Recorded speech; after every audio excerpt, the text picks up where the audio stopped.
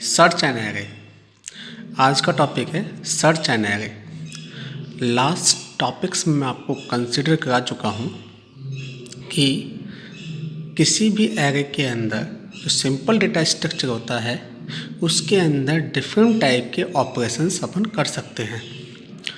Insertion हमारा complete हो चुका है, डिलीशन हमारा कंप्लीट हो चुका है। अब नेक्स्ट टॉपिक आता है हमारा, वो आता है सर्च एंड एरे, यानी कि सर्चिंग। सर्चिंग की दो कैटेगरी होती है, लीनियर सर्च और बाइनरी सर्च। लीनियर सर्च का मतलब है कि ऐसा सर्चिंग मेथड जो सीक्वेंशियल सर्चिंग मेथड को फॉलो करता है, और बाइनरी सर्च ऐसा सर्चिंग मेथड जो लीनियर सर्चिंग मेथड को यानी सीक्वेंशियल सर्चिंग मेथड को फॉलो नहीं करता। ठीक है। अब लीनियर सर्च और बाइनरी सर्च में डिफरेंस क्या है? मेजर डिफरेंस ये है कि लीनियर सर्च जितना सुपीरियर नहीं होता उतना ज़्यादा सुपीरियर बाइनरी सर्च होता है। यानी कि लीनियर सर्च से ज़्यादा सुपीरियर क्या कौन सा सर्च होता है? Binary search. क्योंकि बाइनरी सर्च सभी सर्चिंग मेथड में यानी दोनों ही प्रकार के सर्चिंग मेथड में सबसे बेस्ट होता है। क्यों? क्योंकि नंबर ऑफ एलिमेंट्स की साइज इंक्रीज होने पर भी बाइनरी सर्चिंग मेथड में कोई भी प्रॉब्लम नहीं होती, इजीली एलिमेंट्स फाइंड आउट हो जाता है। लेकिन लीनियर सर्च में कॉम्प्लेक्सिटी बढ़ती जाती है, क्योंकि सपोज हमारे पास 100 एलिमेंट्स हैं तो हमें 100 नंबर के एलिमेंट्स को सर्च करना है तो मुझे 100 टाइम इटरेशन को मूव करना होगा। लेकिन बाइनरी सर्च में ऐसा नहीं है। ये डिपेंड करता है उसकी सीक्वेंस पर कि किस सीक्वेंस पर वो सर्चिंग मेथड कंप्लीट करता है। ये डिवाइड एंड कॉन्क्वेर टेक्निक पर डिपेंड करता है। कौन सा? Binary search. इसमें क्या है, एरे लिस्ट को 2 पार्ट में डिवाइड करके सर्च किया जाता है, और जब तक डिवाइड किया जाता है जब तक कि मुझे एलिमेंट फाइंड आउट नहीं हो जाता। ठीक है। तो बात चल रही है लीनियर सर्च की, क्योंकि हम दोनों ही सर्चिंग मेथड समझेंगे। Linear search sequential searching method होता है और binary search non sequential searching method होता है। लीनियर सर्च की कॉम्प्लेक्सिटी होती है O(n) और बाइनरी सर्च की टाइम कॉम्प्लेक्सिटी होती है O log n। क्लियर? जब भी लॉग आता है इट मीन्स आपको डिवाइड करना है किसी भी लिस्ट को। ठीक है। लिस्ट का मतलब n को डिवाइड करना है। ठीक है। अब डिवाइड एंड कॉन्कर टेक्निक पर मैं अच्छे से आपको एक ट्यूटोरियल बताऊंगा कि डिवाइड एंड कॉन्कर टेक्निक होती क्या है, जिसके अंदर बाइनरी सर्च, मर्ज सॉर्ट और क्विक सॉर्ट आते हैं। ठीक है। अब कैसे होता है हम देखते हैं। तो लीनियर सर्च, तो देरी ना करके हम सर्चिंग मेथड स्टार्ट करते हैं।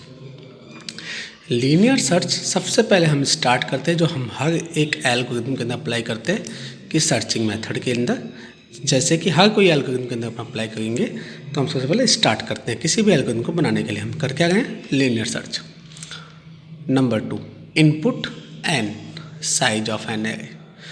मैंने आपको बताया था n क्या है? नंबर ऑफ साइज किसकी? एरे की। और AR(n) क्या है?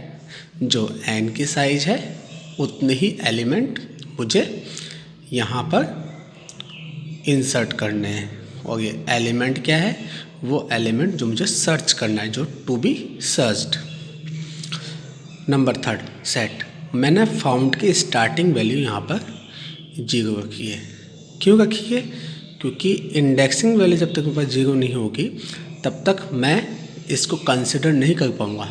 फाउंड मतलब देखिए, बूलियन डेटा टाइप के अंदर जब भी अपन कंसिडर करते हैं 0 का कंसिडरेशन किस फॉर्म में होता है? फॉल्स के रूप में। और 1 का कंसिडरेशन किस रूप में होता है? ट्रू के रूप में। 0 मतलब है यहाँ पर फॉल्स। इसको ट्रू कब करना है? जब मैं एलिमेंट फाइंड कर लूँगा। आई को कहाँ से स्टार्ट करना है? 1 से स्टार्ट करना है। Repeat step 5th and 6th till I not equals to n। जब तक कि I n के इक्वल नहीं आ जाता तब तक मुझे इस फिफ्थ और सिक्स दोनों ही स्टेप्स को रिपीट करते हुए चलना है। कब तक?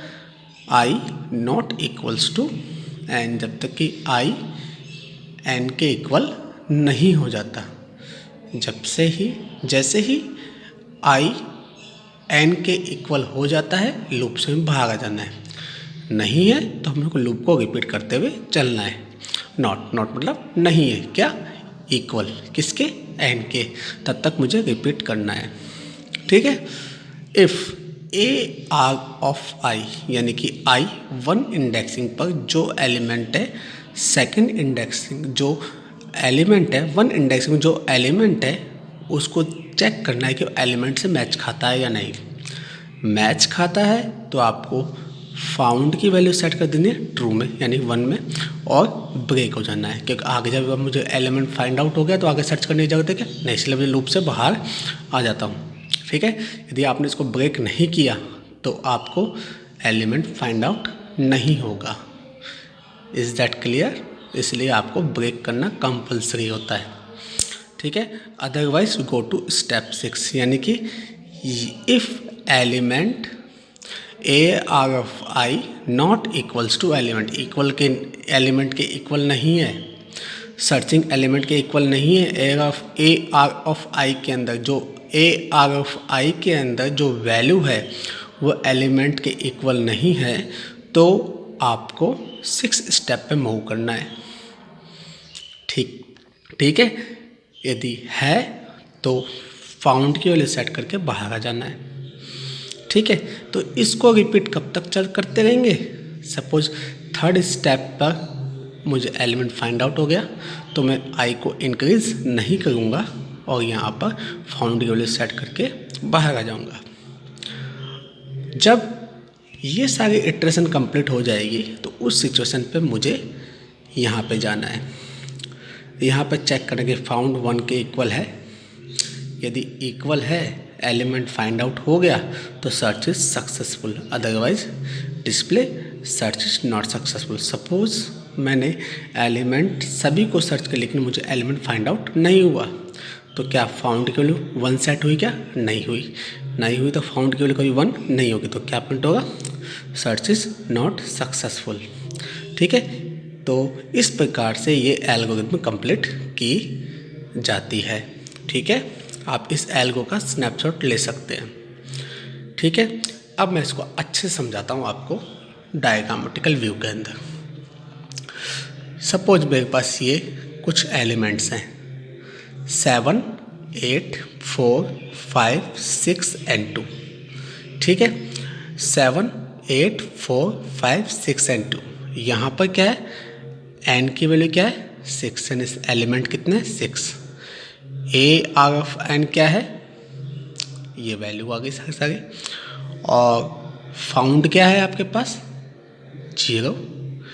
आई की वैल्यू क्या है? 1। एलिमेंट क्या है? 5। तो 5 है क्या यहाँ पर? हाँ, ये इस 5 को सर्च करना है। आपको दिख रहा है यहाँ पे, लेकिन प्रोग्राम में बताना पड़ेगा मुझे कि एलिमेंट फाइंड आउट हुआ है या नहीं। लूप चलाएंगे हम कहाँ से? 1 से लेकर n तक, और उस लूप के अंदर मुझे ये पोजीशन करनी, if A R of I equals to N.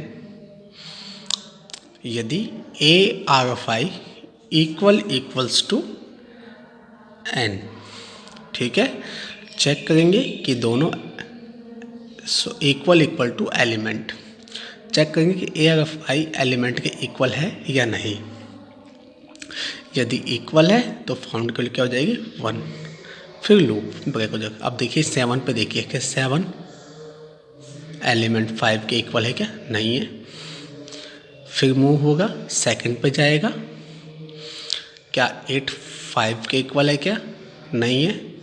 फिर आपका इटरेशन मूव होगी, 4 पे जाएगी, क्या 4 5 के इक्वल है क्या? नहीं है। फिर मूव होगी, फिर इस पोजीशन पे जाएगी इटरेशन, क्या 5 5 का? यस है। तो फाउंड की वैल्यू क्या हो जाएगी? 1। जगह मैंने इसको इस तरह समझाया, देखिए जगह फर्स्ट इटरेशन पे A R of I equals to किसमें क्या है 7। क्या 7 5 के इक्वल है? नहीं है, तो इटरेशन मेरी कंप्लीट नहीं हुई, आगे मूव करना है। सेकेंड इटरेशन पर क्या 8 5 के इक्वल है? नहीं, क्रॉस लगाया मैंने, आगे मूव हुआ। क्या ए आर ऑफ आई इक्वल कितने 4? क्या 5 के इक्वल है कि नहीं? फिर क्रॉस किया, क्या ए आर ऑफ आई 5 के इक्वल है? यस है, तो अपन क्या कर देंगे, यस हमें वैल्यू फाइंड आउट हो गई। फाइंड आउट होने के बाद में क्या करना, फाउंड की वैल्यू क्या कर देंगे 1, ब्रेक हो जाएगा। अब क्या फाउंड की वैल्यू 1 है? यस है, search instruction end of algo. इस तरह से हमारी ये एल्गो कंप्लीट हुई है। तो मैंने आपको इसलिए बताया कि सीक्वेंशियल सर्चिंग मेथड एक ऐसा मेथड है जिसको मुझे सर्च करते हुए चलना है। सपोज यहाँ पर 6 एलिमेंट हैं, सपोज यहाँ पर 1000 एलिमेंट होते हैं और मुझे सेकंड लास्ट एलिमेंट को सर्च करना होता है, तो यानी 1 से लेकर मुझे 999 एलिमेंट्स को मुझे करना पड़ता, रिपीट करनी होती, यानी 999वीं पोजीशन पर जो एलिमेंट है उसको सर्च करने के लिए इतने ही टाइम मुझे इटरेशन करनी होती। इसलिए ये लीनियर सर्चिंग मेथड थोड़ा ऐसा सर्चिंग मेथड है जो कॉम्प्लेक्सिटी क्रिएट करता है। इसलिए binary search is better than linear search. Next algo में मैं आपको बाइनरी सर्च करके बताऊंगा कि बाइनरी सर्चिंग मेथड किस तरह से अप्लाई किया जाता है। यदि आपको इससे रिलेटेड कोई भी क्वेरी हो तो आप मुझे क्वेरी बता सकते हैं, मैं आपकी क्वेरी सॉर्ट आउट कर दूंगा, ठीक है। इसलिए बच्चों ध्यान से पढ़िएगा। Okay, have a nice day, take care.